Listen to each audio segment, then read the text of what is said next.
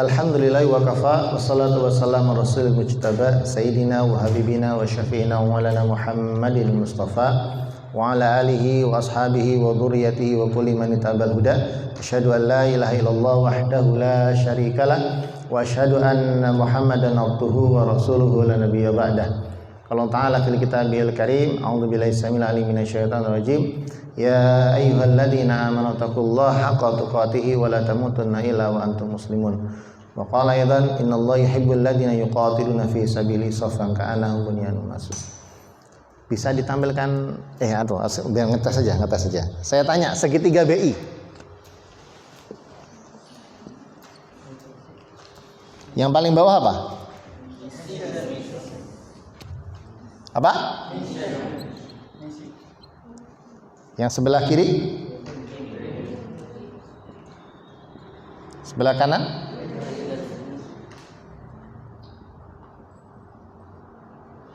Paling bawah? Nomor 2? Nomor 3? 4? Ini? Ya.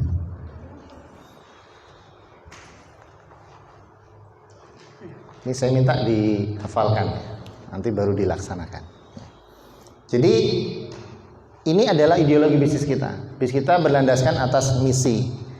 Dan kerangka bisnis kita ada di 3 ini yang saya garis biru. Ya, ada misi, tim dan leadership. Itu kerangkanya.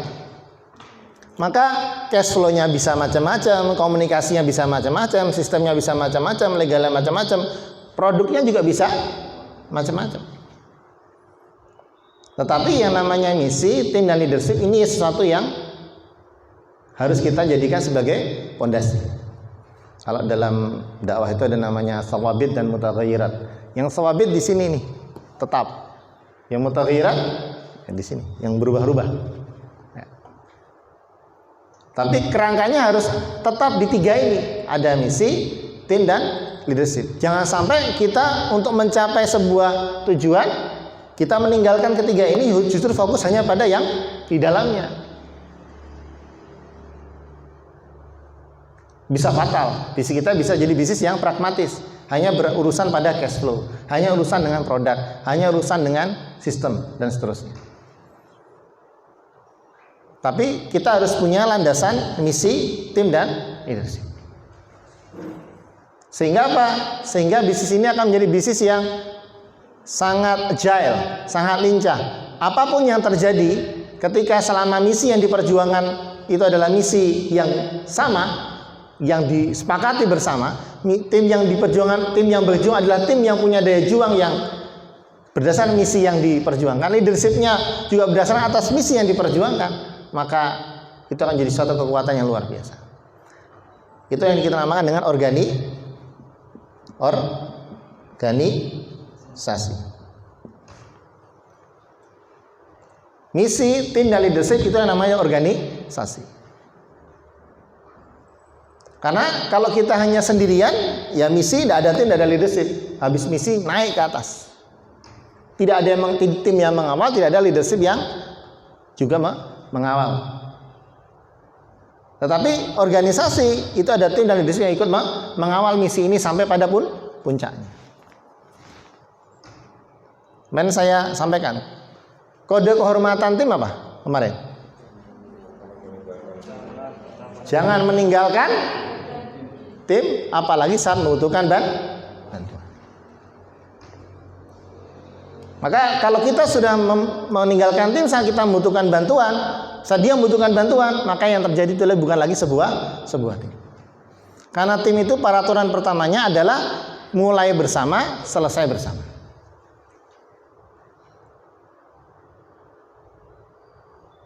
Kalau kita meninggalkan, berarti sudah jadi masalah.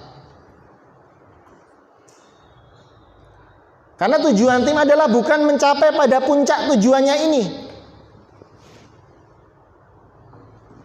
Itu bukan tujuan tim. Tapi tujuan tim adalah bagaimana tim itu bisa bersama-sama teredukasi, mau belajar, mau bekerja keras, mau berjuang bersama untuk mencapai tujuan. Maka tujuan sebuah tim adalah bersama sampai akhir, sampai tujuannya tercapai. Bukan tujuan tim adalah yang penting tujuan tercapai, tinggalkan karepmu. Enggak begitu. Tujuan sebuah tim adalah bagaimana tim ini tetap dalam kondisi kebersamaan, punya soliditas, punya kekompakan, sehingga mencapai tujuan yang kelak dicita-citakan. Karena begitu kita berubah tujuannya menjadi tujuan akhir, maka bisa jadi sang leader atau mungkin bawahannya nggak gagas lagi masalah kekompakan tim, soliditas tim. Yang digagas adalah bagaimana mencapai tujuan. Karena kalau muaranya sudah tujuan, bukan lagi tim, kebersamaan tim, kekompakan tim, soliditas tim, maka bisa tujuan itu tercapai. Tetapi kemarin saya bilang, sekali tercapai, berikutnya akan terengah-engah. Tujuan jangka pendek mungkin ya tercapai, tujuan jangka panjang belum tentu. Nah, saya sudah ibaratkan bagaimana sebuah andong ya, dengan 2 ekor kuda dengan 1 ekor kuda.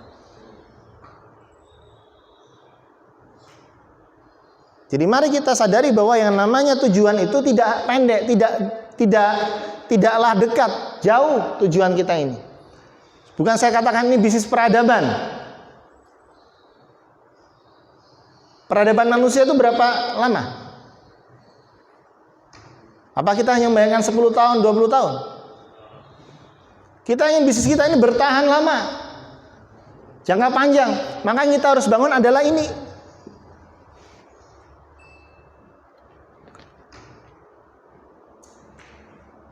Berapa banyak bisnis yang begitu, yang ownernya sudah tidak ada, akhirnya jatuh. Kenapa? Karena yang dibangun bukan lagi bisnis tim, tapi bisnis yang berpusat kepada ownernya. Ownernya tiada, bisnisnya tiada. Berapa banyak amal kebaikan ketika yang memperjuangkan amal kebaikan hanyalah satu orang, ketika orang itu tiada pula amalnya itu. Ada seorang saleh yang setiap pagi memberikan makan untuk tetangganya di depan pintu rumahnya tanpa ada yang mengetahuinya. Satu ketika orang saleh ini wafat, maka wafat pula juga kebaikannya. Tapi ada amal jama'i, misalkan ada teman-teman di Muhammadiyah, di Nahdlatul Ulama, di MTA, teman-teman di Laskar di Mujahidin, macam-macam ya. Yang kemudian mereka bisa melakukan amal kebaikan sejak berdirinya sampai sekarang.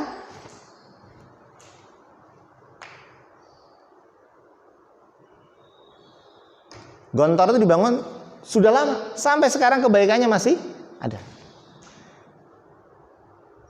Tetapi ada TPA masjid yang mati sekarang, tidak ada lagi TPA-nya, gara-gara apa? Si ustadznya sudah tidak ada lagi. Ya enggak? TPA di kampung lah banyak. Berapa banyak masjid-masjid kampung itu yang TPA-nya mati gara-gara si ustadznya tidak ada lagi. Karena muaranya adalah pada si ustadz. Nanti ada lagi ketika ada ustadz berikutnya, muncul lagi. Ustadznya nggak ada lagi, mati lagi, begitu seterusnya. Maka yang dibangun adalah apa? Mindset organisasi. Yang itu modalitas dasar adalah tim. Nanti dari timnya akan dikader siapa leadernya. Maka jangan sampai kemudian kita ini tidak membangun itu dalam bisnis kita. Jadi puncak dari bisnis ini bukan pada tujuannya saja, bukan. Tapi adalah bagaimana tim ini bekerja secara solid. Saya membayangkan ketika Rasulullah SAW itu berjuang, apakah beliau bisa berjuang sendirian tanpa para sahabat? Beliau orang saleh yang doanya apapun dikabulkan Allah Subhanahu wa taala. Tapi pun beliau kemudian mengajak orang untuk turut berjuang bersama beliau, bahkan berdarah-darah bersama, mengorbankan apa yang dimiliki bersama. Dan rangka apa? Mengajarkan kepada kita bahwa sunatullah, sebuah perjuangan itu bukan pada hakikat akhirnya bukan, tapi bagaimana membangun amal jama'i. Sebuah perjuangan tanpa amal jama'i yang tujuannya hanya pokoknya tujuan tercapai, tanpa ada kebersamaan di dalamnya, itu sudah menghilangkan sunatullah sebuah perjuangan sebagaimana Allah kehendaki.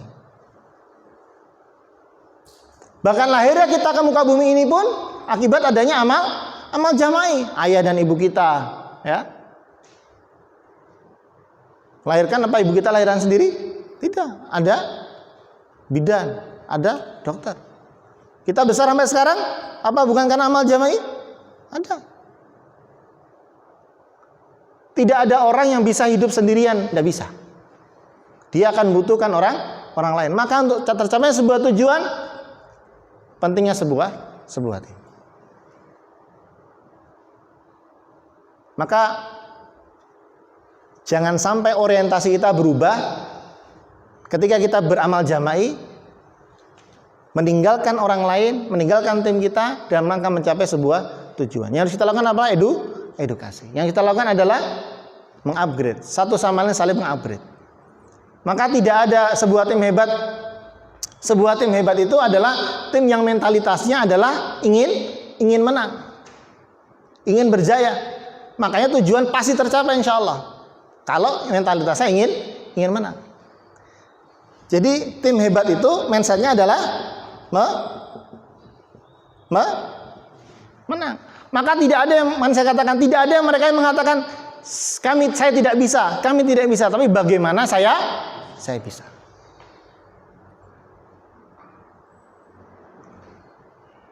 Bukan berarti mereka nggak pernah kalah. Tetapi walaupun kalah, mereka punya mindset untuk berjuang agar menang.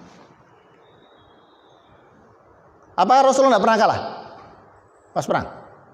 Pernah, perang Uhud. Apakah nggak pernah mengalami kesulitan? Pernah. Jadi bukan tim yang nggak pernah kalah, tapi tim yang mindsetnya ingin selalu menang. Tidak pernah menyerah, ingin selalu menang walaupun ada kekalahan-kekalahan dalam perjalanannya. Jadi kalau kita itu mengharapkan jadi tim yang selalu menang, maka kita tidak akan pernah teruji mana kira-kira kita kalah. Masih ingat kan Real Madrid ketika bertabur bintang, ada Luis Figo, ada Zinedine Zidane, menang terus. Sekali kalah, drop mental mereka. Sehingga pernah ketika itu Barcelona lawan Real Madrid, Barcelona itu tidak punya bintang, tapi bisa mengalahkan Real Madrid yang bertabur bintang.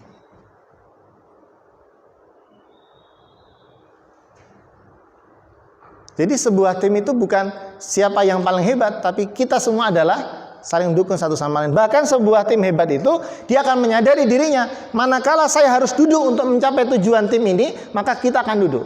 Manakala saya harus berdiri untuk mencapai tujuan ini, saya harus berdiri. Manakala saya harus berbicara untuk mencapai tujuan tersebut, saya harus berbicara. Manakala saya harus diam dalam kondisi mencapai tujuan tersebut, saya harus diam. Jadi bukan untuk keunggulan dirinya, tapi untuk kemenangan tim. Itu mindset sebuah tim. Manakala masih ada kemarin misi nomor 1, kepentingan tim nomor 2, kepentingan pribadi nomor 3, kan begitu. Jadi kalau mindset kita justru terbalik, kepentingan pribadi nomor 1, tim nomor 2, misi nomor 3, yang terjadi seperti tadi, dia akan berbicara manakala misi tidak membutuhkannya berbicara, dia akan berdiri manakala misi tidak membutuhkan dia berdiri, dia akan duduk manakala misi tidak membutuhkan dia duduk, dan dia akan diam manakala misi tidak membutuhkan saat dia diam. Justru saat dia harusnya berbicara dia malah diam, saat dia harusnya duduk dia berdiri, saatnya dia berdiri malah dia duduk. Jadi mari kita kembali kepada akar perjuangan kita apa? Yaitu misi. Bagaimana cara kita berjuang? Yaitu dengan cara beramal jama'i. Bukan dengan cara kerja sendiri. Kalau kerja sendiri bisa, kenapa saya harus merekrut banyak tim untuk kemudian mencapai tujuan dari perusahaan ini? Karena saya tidak bermimpi hanya kemudian, kami tidak bermimpi hanya membuat 1-2 tahun usaha. Kami juga tidak bermimpi hanya kemudian memberikan efek baik hanya di Karanganyar saja. Kami tidak hanya memberi efek baik hanya 1 miliar, 2 miliar. Tidak.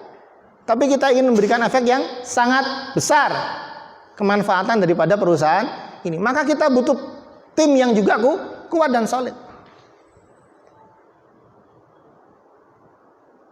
Jadi jangan sampai kemudian mindset menang ini tidak ada. Kalau sudah punya mindset menang, saya punya mindset menang. Betulkah mindset menang? Kalau sudah punya mindset menang, apakah kita berpikir, ini yang penting enak, yang penting nyaman, yang penting keinginan saya terpenuhi, begitu? Kalau orang punya mindset menang, pikiran-pikiran begitu dihilangkan. Kalau saya mau menang, jangan sampai ada mindset tadi kepentingan pribadi mewarnai di kepala kita.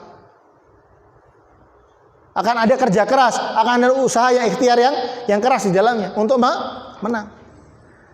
Kalau menang untuk siapa? Menang untuk tim, apakah menang untuk dirinya? Kita bersungguh-sungguh untuk siapa? Betulkah kita ingin menang? Menang untuk siapa? Kalau menang untuk tim kita, kita akan bekerja keras sesuai dengan mindset tim. Tapi kalau menang untuk diri kita, kita akan hilangkan tim kita yang ada individualisme.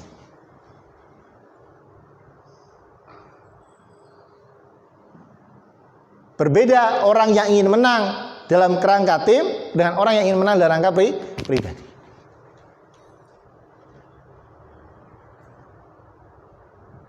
Muhammad Al-Fatih ketika menaklukkan Konstantinopel itu, pasukannya dibawa sangat banyak. Bahkan beliau tidak hanya membawa tim dari orang-orang muslim, juga membawa tim dari orang-orang kafir bahkan, yang menguasai persenjataan yang luar biasa.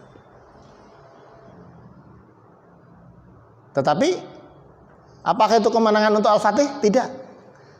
Bahkan ketika Konstantinopel takluk, Al-Fatih bilang, ini yang dijanjikan oleh Rasulullah, dan laki-laki yang dijanjikan itu adalah gurunya yang disematkan. Ini adalah jasa dari guru saya. Gurunya mengatakan, bukan, ini Al-Fatih. Jadi tidak ada yang merasa paling berjasa, tidak ada yang merasa ini kemenanganku, ini kemenangan saya, tidak. Orang yang akan mengatakan itu kepada kita, bukan kita yang mengaku-ngaku kepada orang lain, bukan. Karena yang kita bangun adalah mindset kerjasama, kerja tim, bukan kerja sendiri. Maka ada pembagian kerja di dalamnya, ada posisi kerja di dalamnya. Harus ada kelegawaan untuk menerima, si A sebagai ini, si B sebagai ini, si A bergerak ke sana, si B bergerak ke sana. Coba kalau main bola itu ada yang nggak rela, saya harusnya bisa ngegolkan, kenapa dia yang ngegolkan? Yang terkenal dia, ada yang begitu? Atau ada orang yang ngaku di papan skor yang tercatat siapa? Yang nyetak gol atau yang umpan? Yang umpan tercatat mungkin, yang nyetak tercatat, tapi yang umpan apakah satu orang? Dari belakang kan umpan. Apa kiper merasa, aku kenapa nggak tercatat? Kan aku mengumpan yang pertama. Terus yang back merasa, saya pengumpan kedua. Kemudian si gelandang, saya pengumpan ketiga. Nggak tercatat namanya. Marah? Tidak. Karena dibangun adalah mindset tim. Maka kalau kita ingin bangun tim yang kuat, mindset menangnya adalah menang berdasarkan tim. Menang bersama, bukan menang sendiri. Menang bersama itu artinya apa? Ya, semua merasakan kemenangan itu. Bukan hanya satu orang, satu dua orang, bukan. Tapi semuanya merasakan kemenangan tersebut. Jadi ayo kita bangun tim yang kuat, tim pejuang, tim pemenang. Dan dalam bangun tim pemenang itu harus ada perasaan apa? Perasaan saling menerima satu sama lain, atau kita sering katakan perasaan saling menghormati. Yang back tadi menghormati striker, striker menghormati back. Tidak ada yang merendahkan satu sama lain. Pimpinan menghormati bawahannya, bawahannya menghormati pimpinannya. Jangan sampai kemudian sebuah tim yang ingin menang tidak ada perasaan saling hormat. Nih, hormat. Itu namanya tim. Ketika tim sudah kehilangan rasa hormat satu sama lain, maka tim akan tercerai-berai. Yang ada adalah egoisme, yang ada individualisme, yang ada adalah keakuan. Bukan lagi perasaan untuk membangun soliditas. Ketika seorang pimpinan merasa bawahannya kurang cakap, maka dia akan mengangkat bawahannya posisi yang seharusnya. Edukasi dia. Ketika seorang bawahan melihat pimpinannya kurang cakap, dia akan berikan masukan yang terbaik untuk pimpinannya. Ketika samarkan merasa ada rekannya yang kurang pas, dia akan berikan nasihat yang terbaik untuk rekan kerjanya. Itu adalah sebuah tim yang saling hormat. Apakah ada kalau kita lihat di sepak bola profesional, Cristiano Ronaldo dul gitu, lepas, terus ada yang marah-marah, kamu tuh umpan dulu dong. Kalau sepak bola kampung ada ya, itu marah-marah akhirnya. Atau ada nggak sepak bola profesional yang teriak-teriak, hei, pan gini, ada gitu? Semua sudah dengan kode. Tadi kode tim. Tim yang solid itu tidak perlu ngomong. Kode udah. Maka hormat. Raut muka, raut wajah itu menunjukkan penghormatan. Sikap kerja menunjukkan penghormatan. Soliditas. Walaupun saya tidak kemudian mengatakan jangan sampai diungkapkan dengan lisan. Enggak, ungkapkanlah dengan lisan kalau perlu. Bahkan Rasulullah itu pernah satu ketika dikatakan oleh para sahabat, ya Rasulullah, saya mencintai saudara saya itu karena Allah. Kalau ibu katakan kepadanya, hai saudaraku, aku mencintaimu karena Allah. Cuma kalau di Indonesia sekarang ya, kalau laki-laki sama laki-laki bilang begitu, dikira gay. Atau perempuan sama perempuan, ya kan? Kalau suami istri mah biasa. Ya. Jangan-jangan ada juga suami istri yang pernah bilang begitu. Ya, Mas Latif masih bilang gitu sama istrinya, yang mantan anyar ya. Padi masih bilang itu bu, masih ya gitu ya. Mensolidkan nggak itu? Mensolidkan. Aku mencintaimu, I love you. Pak Budi masih bilang, ya kan? Mas Yogi enggak. Ya. Jadi kata-kata untuk menghormati satu sama lain itu akan mensolidkan tim. Ya. Bagaimana istri menghormati suami, suami menghormati istrinya. Itu mensolidkan tim. Bahkan kata-katanya juga bisa mensolidkan tim. Aku mencintaimu, I love you. Coba saya bilang sama Bu Pus itu I love you, sambil tak lap-lap mukanya, I love you. Tapi itu bagian daripada perwujudan perasaan kita untuk membangun tim yang solid. Keluarga juga adalah tim kan? Maka mari kita bangun tim kita dengan kehormatan, baik lewat kata-kata atau lewat kode. Tapi tidak perlu kata-kata yang berlebihan sehingga malah terkesan dibuat-buat. Tadi kayak sepak bola, wah sini. Kenapa? Apa dia tidak tahu strateginya seperti apa? Kan begitu. Jadi sebuah tim itu kadang-kadang akan membebani manakala tim ini tidak bisa bekerja dengan solid. Tetapi yakinlah keberkahan Allah akan turun manakala kita bekerja dalam tim. Yadullah ma'al jamaah. Tangan Allah beserta dengan jamaah. Tangan Allah itu dikatakan oleh para mufassirin apa artinya? Tangan Allah itu bisa jadi keberkahan Allah, bisa jadi adalah kuasanya Allah, bisa jadi adalah takdir Allah akan beserta dengan jamaah. Jadi jangan sampai kemudian kita ini menjadi orang-orang yang tidak suka dengan kerja-kerja jamaah. Kerja-kerja tim yang kemudian akan menguatkan kita, mengokohkan pondasi kita untuk mewujudkan visi dan misi yang kita sudah canangkan. Demikian dari saya. Kita lanjutkan besok ketiga pertemuan terakhir kita untuk tim, insyaallah akan ada penyampaian yang terakhir. Nanti setelah itu baru kita masuk di yang selanjutnya. Ya, saya minta segitiga B ini diingat-ingat terus, ya, bahwa misi adalah sebagai pondasi, tim dan leadership adalah pengawalnya hingga kita bisa mencapai pada puncak tujuan kita. Jangan sampai kemudian kita kehilangan pondasi kita, kehilangan pengawalnya sehingga kita hanya fokus pada CF-nya, pada komunikasinya, pada sistemnya atau pada produknya. Jangan. Orang yang bisnisnya punya fokus di situ, maka tadi saya bilang itu bisnisnya tidak akan bertahan lama. Kalau kita hanya fokus pada produk kebaikannya, tidak fokus pada bagaimana mempertahankan produk kebaikan itu hingga bisa sustainable, ya, bisa terus menerus, ya, bertahan, maka ini akan hanya jadi produk yang sementara. Tadi saya contohkan orang yang memberikan makan untuk anak tetangganya setiap habis subuh tanpa diketahui orang, itu akan bertahan hanya ketika dia hidup saja. Atau bisa jadi hanya karena dia punya uang saja. Tapi manakala dia bangun baitul mal yang semua dana dikumpulkan dari orang-orang agnia, dia bisa bangun produk kebaikan itu, bahkan bukan hanya satu produk kebaikan, tapi banyak produk kebaikan. Jadilah orang-orang yang bekerja dalam tim yang tujuannya adalah membangun tim untuk mewujudkan cita-cita dan misi yang sudah dicanangkan. Demikian dari saya, mohon maaf. Assalamualaikum warahmatullahi wabarakatuh.